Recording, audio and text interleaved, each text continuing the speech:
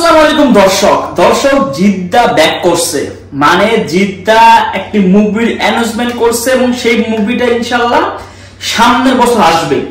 মুভিটির নাম হচ্ছে কেউ বলে বিপ্লবী, কেউ বলে ডাকাত। মানে এখন ডাকাত টলিপাড়ায় ডাকাত নিয়ে ছবি করা মনে হয় একটা হয়ে গেছে। তবে খুব ভালো লাগলো যে জিদ্দা অবশেষে একটা নিউজ দিল, যেটা দেখে আমরা সবাই খুশি। ছবিটা যেমনই হোক আসলে সবকিছু আমরা রিয়াকশন দিব। তবে আজকে আমরা এই যে এটা অ্যানাউন্সমেন্ট যে করলো সে জার্নিটা একটা ভিডিও বের হয়েছে, আমি একটু দেখবো কি অবস্থার সাথে আপনারাও দেখে, কারণ ভাই কপিরাইট আছে এখান থেকে যতটুকু দেখা যায় ভাই দেখুন, আমি আমার রিয়াকশনটা শেয়ার করবো আপনাদের মাঝে। ঠিক আছে, তো লেটস গো, দেখা যাক। ওয়াও, মানে এখানে লাঠি দিয়ে কোনো কিছু একটা হবে এটা বোঝা যাচ্ছে। এক ইতিহাসের তৈরি কাহিনী, মানে এটাও ইতিহাসের বা হয়তো বা আপনার আগের যে সময়গুলো ছিল ব্রিটিশরা যে রাজত্ব করতো, যেমন রঘু ডাকাত, দেবের যে রঘু ডাকাত, সেইখানে কিন্তু রঘু ডাকাত একজন ডাকাত, দেব একজন ডাকাত, সেই কোন ইংরেজদেরকে এমন করে, কিন্তু সেই রকম একটা কাহিনী হবে। তবে দেখা যাক কি হয়।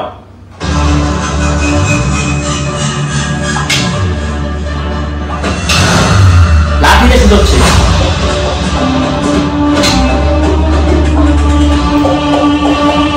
জিদ্দা খুব লাঠির মানে অ্যাকশন আছে কোথাও, লাঠি প্র্যাকটিস গুলো করছে, কেউ লাঠি চালাতে হয় ভালো মন্দ সব রিহার্সাল করছে।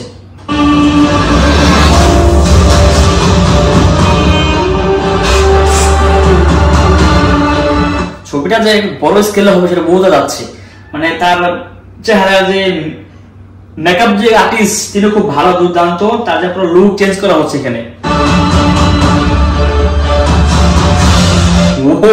জিদ্দা তো ফাটাই দিয়ে দেখা যাচ্ছে।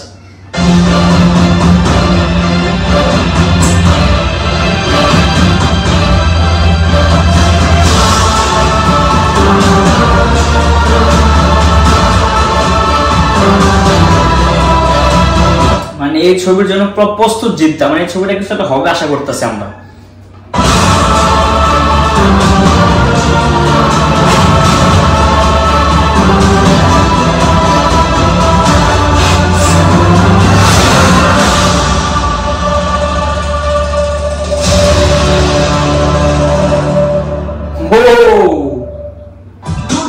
খুব ভালো অ্যানাউন্সমেন্ট, যেটাই তারা শুটিং শুরু করবে খুব শীঘ্রই পুজোতেই।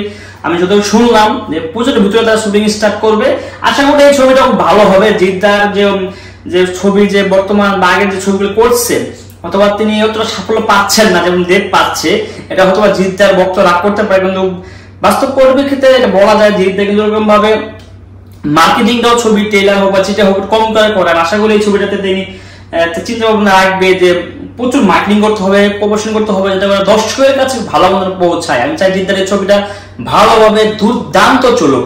তো আপনাদের কাছে কেমন লাগলো, জিদ্দা ব্যাক করলো, সেই বিষয়ে যদি কিছু বলার থাকে অবশ্যই কিন্তু আপনারা কমেন্ট বক্সে জানিয়ে দিবেন। সো আল্লাহ হাফেজ।